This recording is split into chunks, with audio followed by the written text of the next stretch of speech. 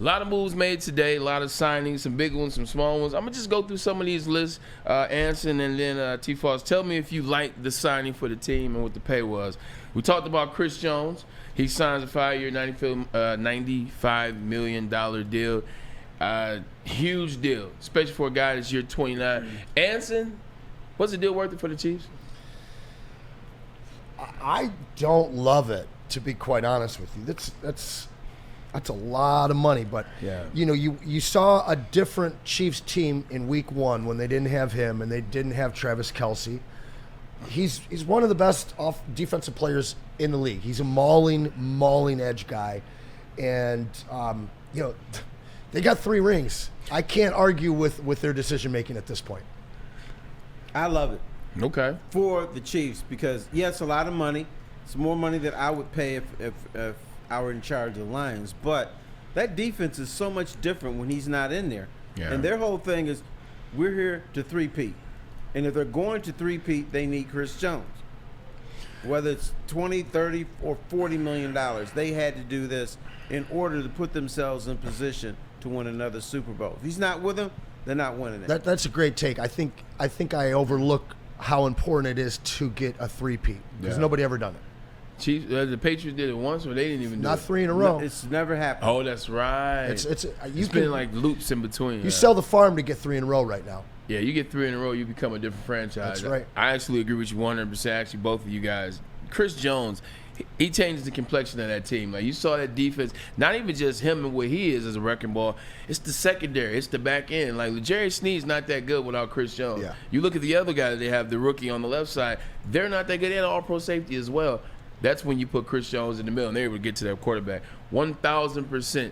This is a move you make. You go all in for the three-peat. That's right. And I think your city and everybody else. Plus, you get $30 extra million this year. So, hey, what the hell? Let me say something to you, young man. If a team can't win 3 Super Bowls in a row with you in the lineup, how's anybody else going to win 3 Super Bowls in a row? That's true. Okay, so you shouldn't be so surprised it's never happened before. This is absolutely true because then you got to pay everybody. All right. This is a Maz guy. We got this in here for Tom Mazaway. Get well soon, big guy. We'll see you. He's a Baker Mayfield guy. You know, I like Baker at Oklahoma. I think along the way between Oklahoma his last year and some of his antics and the Cleveland Brown experience, which I know is horrible. It's a terrible ride. Somewhere along there I kind of like fell off the wave. But I think that Rams game when he came back kind of brought me in a little bit, that infamous comeback when they got 97 flags in their favor. And then last season with the Bucs, him starting out the season as starting quarterback for the Bucs, you got Todd Bowles as the head coach. I thought it was a tank year.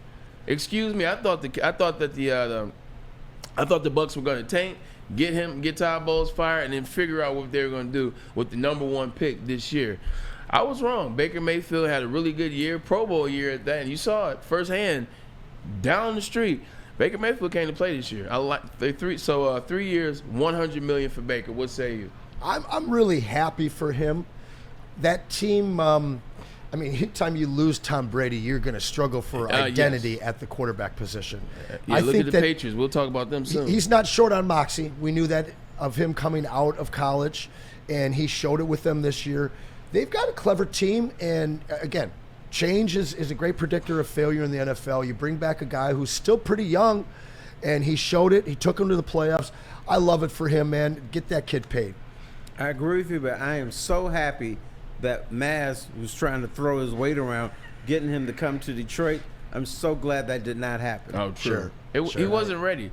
I think the big thing for Baker, and we talked about it, Anson, when he was leaving Cleveland, Maz asked me, he said, hey Bray, what, do you like Baker? Do you think Baker can be something?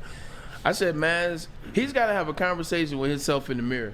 And if he doesn't have that conversation, then he'll never be able to do how good he was at Oklahoma. You got to say, look, man, I'm not as fast as I thought I was. I'm not as tall as I think I am. And I'm not as good or great as I think I am. I got to get back involved with the team. I said, if he has that conversation, I could see it. I didn't think he was going to have it. I think he had that conversation. Like guys like Mike Evans, who have been around Tom Brady, been around Jameis and other quarterbacks, they buy into Baker. Like they vibe as an offensive unit. So I like what they were doing. I think it's a worthy contract for him. Like you said, good stuff. Good stuff, Baker Mayfield. And you know what? A worthy contract for Tampa Bay, but probably not for anybody else. So you're saying no one else would have gave him that? Yeah, I guess that's it's a reward more than anything. I think he's fine, but I'm not that impressed with him. It's $33 million though. Like that's 42 is the going rate. 33, I hear you, yeah. but just not a Baker Mayfield guy. I feel like $33 million is like paying a quarterback about 18 about 5 years ago. We're obviously a healthier franchise, but I think that him here would have been similar to him in Cleveland. These Clash two of cities just personalities. we chew up quarterbacks. Any touch of failure. I mean, Jared Goff has been awesome for us, and there's still half the fan base riding him, trying Don't to let get him him play out of town. outside in November. You get half the fan base like, see, I told you he can't throw when the wind blowing. I think the Baker mistakes that you see on the field, Detroit Lions fans couldn't handle right now. Yeah. No, you're absolutely right about that. But you know what? Let's say he gets Tampa in the playoffs 2 out of the next 3 years. They don't win a playoff game. They'll be perfectly fine with that. That won't work up here. That's right. Yeah, that's absolutely right. Raise expectations. Here's another one of these mega deals, if you will. Christian Wilkins of the Miami Dolphins goes to the Las Vegas Raiders to the tune of 4 years, $110 million. And this deal off the heels of the Chris Jones re-signing. This is big money, and you're talking $27 million a year per. But the thing about it, I'm gonna go first. I don't like it. The reason why I don't like it is the Raiders aren't anywhere near doing anything. And you're spending all this money on one player. He's a darn good player, damn good player. But they were so far from anything last year watching him, and now you got first-year coaching and Antonio Pierce. Shout out to my dog. We were in New York around the same time. We used to do these Monday night parties, like Jets, Giants, Monday night parties. But I don't know, man. It doesn't give you a lot of wiggle room, and the team, like I said, wasn't close. I like it for Max Crosby, but not much else. Well, for all the reasons Terry just said he loves the Chris Jones signing, I have to agree with you. I don't like this situation. They're not going for 3 in a row. Hell no. You know, they got Aiden O'Connell maybe as their quarterback. Good now, point. I wouldn't want to face, as a quarterback, if I'm Justin Herbert, I'm worried about going against the Raiders, front four. But, no, I don't like that for them at all. I really was hoping he was going to come here. Yeah, a lot of fans in Detroit were looking at him I with think side this eyes. is sometimes you sign guys to show your fans something. To show your fans, yeah, we're serious. It may not be the best or most prudent signing, but we're going to show these people that we are trying to do something. That's probably not going to work out. But, the other hand, you get him next to Max Crosby, so you never know what's going to happen. Yeah. This is true. And the Raiders have been doing that basically my entire life. Mm-hmm. Whether they're getting the fastest guy in the draft or spending on somebody, they're not ready, but they're going to show you that they spend it. They're excited. Yeah. And they learned Mike Davis learned from his father. It's Al Davis. There's no game plan, but we're going to give you flashy pieces and hope it works out. That's right. That sounds like 6-11. Here we go. We just talked about it, too. We talked about DeAndre Swift, Detroit to Philly, now Philly to the Bears. 3 years, $24 million. What do you think on this one? I think I'd rather spend another 10 on Saquon. Yeah. That's where I'm at. I think too inconsistent for me to pay him $8 million a year. Well, we're going to find out how much of his success in Philly was on the back of him being comfortable there versus how good of a running back he is. Because, I don't know. Again, we talked about it. If Fields leaves, you've got a brand new general running the show in Chicago. Maybe not a mobile guy that's not going to open things up for a guy like Swift the way that Hurts did. I think we could see him come crashing back down to earth, and I hope it happens in Chicago. What are you like? You a Swift guy? You a Swiftie? I'm a Swiftie depending on where he is. Okay. I think this might blow up in the Bears' face. He didn't work out here. He had some nice games in Philadelphia. Maybe Philly was his sweet spot. Maybe they knew, what was up with him. You look at that offensive line for Philadelphia Eagles? Philly has always had a very good offensive line. Lane Johnson's on that team last year. I think Jason Kelsey's your center. I think that this might blow up in the Bears' face. Yeah, I think so too. $8 million for me is just too much. You talk about inconsistency. This guy has been inconsistent. Last year, his best year. Shout out to him. But the years before that, he's gonna miss 4 or 5 games a year, and he doesn't seem to be into it. I wouldn't do it if I were them. Here's an interesting trade. Let's jump on this one. Mac Jones traded from the New England Patriots that drafted him first round 4 years ago to the Jaguars, who already have Trevor Lawrence for a 6th round pick in return. T, I come to you first. What are your thoughts? Were you a Mac Jones guy, and do you like this acquisition or trade? I've always been a Trevor Lawrence guy. Same. I always thought that something, the magic was going to happen some year because I think he's strong. I got the colors on right now. He's got a strong arm. I think he has good command of the offense. Just hasn't worked out for him yet, but it's going to hit at some point. I am not a Mac Jones guy. I don't see what they see in him. But, I guess it's going to be a good quarterback competition. I mean, can't you just sign a Mac Jones for free instead of spending a 6th-round pick for him when you just missed the playoffs and need everything you can get? That was my thoughts. I mean, maybe they're looking at it from the standpoint where we're giving up a 6th-round pick and we're getting a guy that went to the was drafted in the 1st round. He went to the Pro Bowl, went to the playoffs his first year. So maybe that some of that is down there in there because you want to have a good backup quarterback, sure. And maybe they believe they can help you. Doug Peterson is quarterback guru or whisperer. At least he was when he had Frank Reich on his staff. Maybe that's what they're thinking. Maybe they can help him. Maybe they can put him in a good space. I never liked Mac Jones. Yeah. I thought he was a product of having 5-star wide receivers and running backs at Alabama, nothing more. But, hey, but I also believe they don't truly believe in Trevor Lawrence. Why? I mean, and New England basically gave him away. He said, you want here, take him. Yeah. We don't want him anymore. Is it they don't believe in Trevor Lawrence, or is it the inconsistency that's been around him? And let's not forget, Trevor Lawrence's first-year head coach was Urban Meyer. We all saw how that worked out. Dumpster fire. And then you see Doug Peterson last year. Doug Peterson, since winning the playoff game 2 years ago, he and Trevor Lawrence have taken a step back, plus he was injured. So I don't want to put so much on Trevor Lawrence as much as I would say. I think it's inconsistency. The Urban Meyer thing blew up in their face. And then Doug Peterson hasn't necessarily been good on offense last 2 years, or last year. Yeah, I mean, I'm not a T-Law guy. I think that Jaguars are overrated. I didn't see them as a playoff team. They weren't a playoff team. Maybe they know a little more about T-Law than they're letting on to. I think Mac Jones is a legit backup quarterback. Yeah. So giving up a 6th-rounder isn't terrible for them. But that team needs help, I think. I'm not sold on the Jaguars. I'm not sold on T-Law. So maybe that coaching staff isn't either. Yeah, you got a point. All right, question. Do you just make Mac Jones your backup, or do you have a legitimate quarterback competition and may the best man win? Or is it still Trevor Lawrence? It's a great question.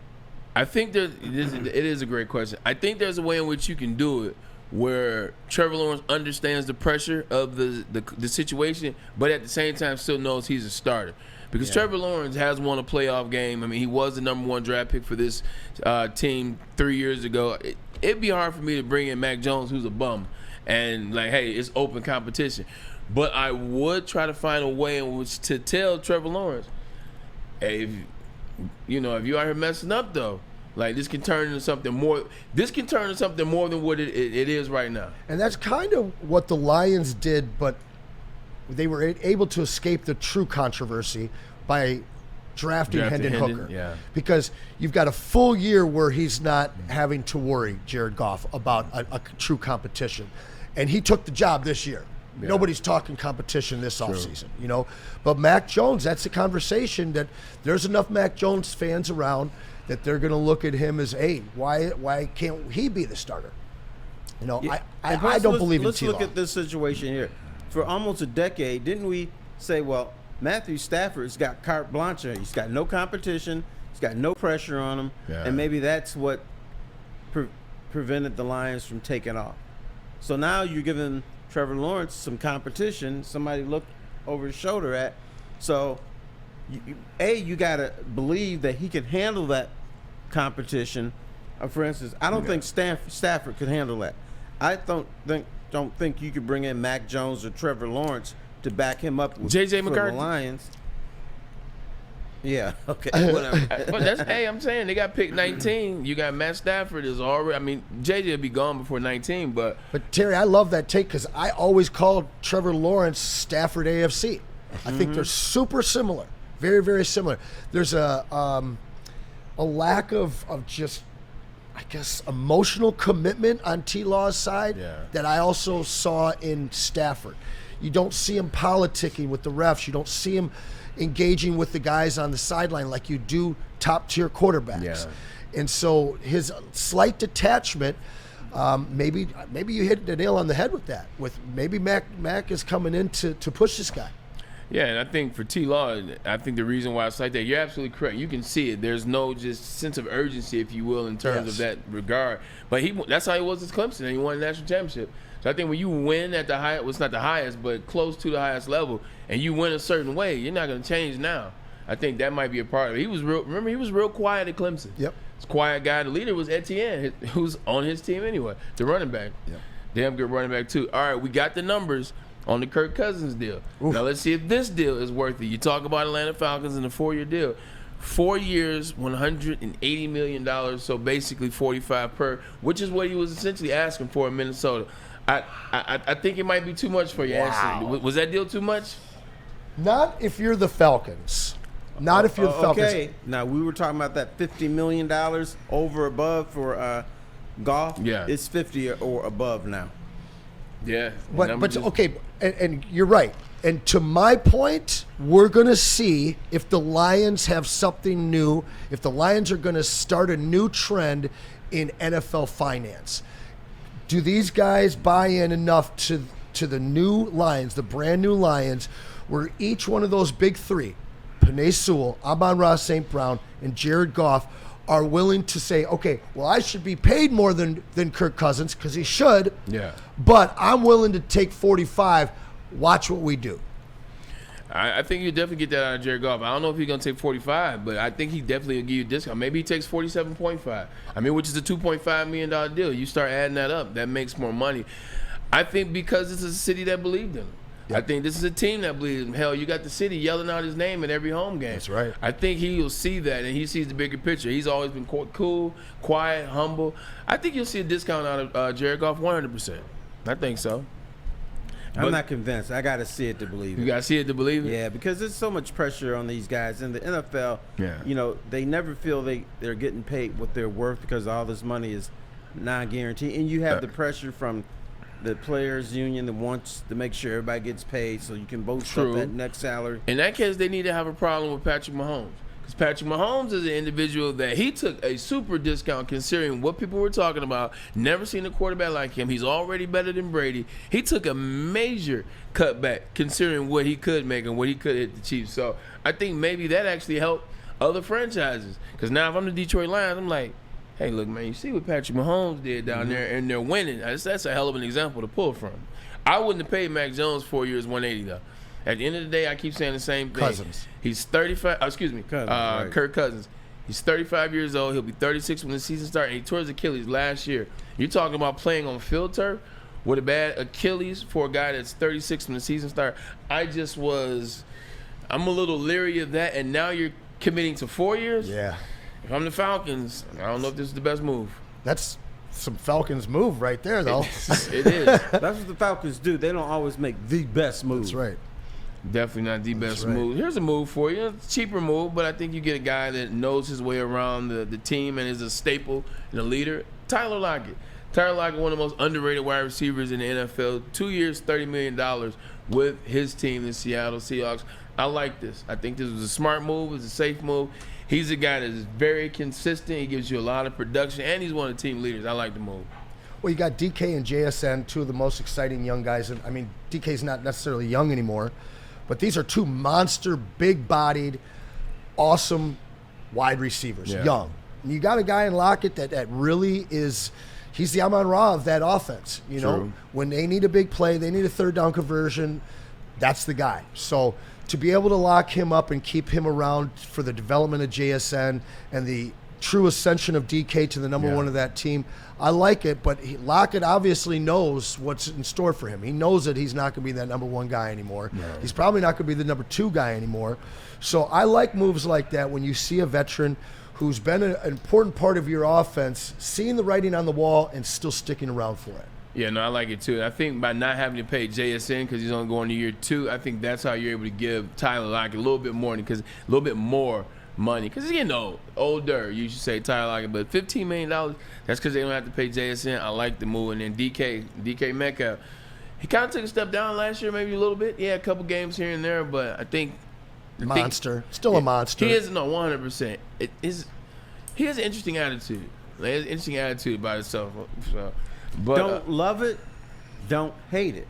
Yeah. But Okay. I respect him from the standpoint that he's not kicking and screaming and wants more money because he understands what the pecking order is and he's willing to accept it, which is good for the team concept. plus, when you're not winning, like there's not much you can say. Like you get to a point you stop winning, and I understand that he's won there, but didn't go to the playoffs last year. They got bounced in the first round the year before that, and then the year before that they didn't make the playoffs. So it's kind of like, all right, we don't win. I can't say too much. Yeah, but I've seen losers who said, well, if you went to me more, we'd be winning. That's true. That's true. Looks like this is the going rate. Here's another running back deal. 3 years, $24 million. Tony Pollard goes to the Tennessee Titans. Somebody that last year, Dallas Cowboys were thinking about franchising. I don't think it worked because they overestimated how good Tony Pollard could be. But how do you like this move for the Tennessee Titans, Tony Pollard? I would rather seen the Titans get Josh Jacobs. Agreed. I think Tyjae Spears is Tulane. a younger form of Tony Pollard. That's a good I mean, call. he's a fantastic receiving back. He's shown the ability to be through the last, I think, 8 weeks of the season, there was only one time that I'm blanking on the stud in front of him. His name probably going to be a Hall of Famer. Who's the kid from Alabama? Derrick Henry. Yes, thank you. Derrick Henry is getting less of the snap count over the last half of the season than Tyjae Spears was. He's obviously the future there, so I don't understand why you get a running back that basically does the same thing for you. Yeah, I agree. I like Tyjae Spears a lot. Actually, I was looking for the Lions to pick up Tyjae Spears. Yes, this is before, same. obviously, they drafted Jahmyr Gibbs in the first round. But Hasn't Derrick Henry been hit more than anybody in the league? Yeah. Some running back, and maybe that was the deciding factor. Yeah, he's Pollard. He played first he was a number 2 back and then became the number 1 back. So maybe he doesn't have as much wear and tear, and so you're willing to pay him a little bit more. And Pollard was very good as a number 2 back, one of the best in the league. And I felt he struggled this year as the lead cow over in Dallas. So I don't like it because I see their skill sets so similar. Yeah, no, I agree with you 100%. I never thought he was number 1. I thought he was a true 2 backing up Zeke Elliott. He was real good when he was doing that. Another deal on the table. Actually, I don't know about the price on this one, but I just want to ask you, do you like the fit for this guy? Russell Wilson signs with the Pittsburgh Steelers, so now he is a Pittsburgh Steeler. He's no longer with the Denver Broncos. How do you like that move for the Steelers? It seems like,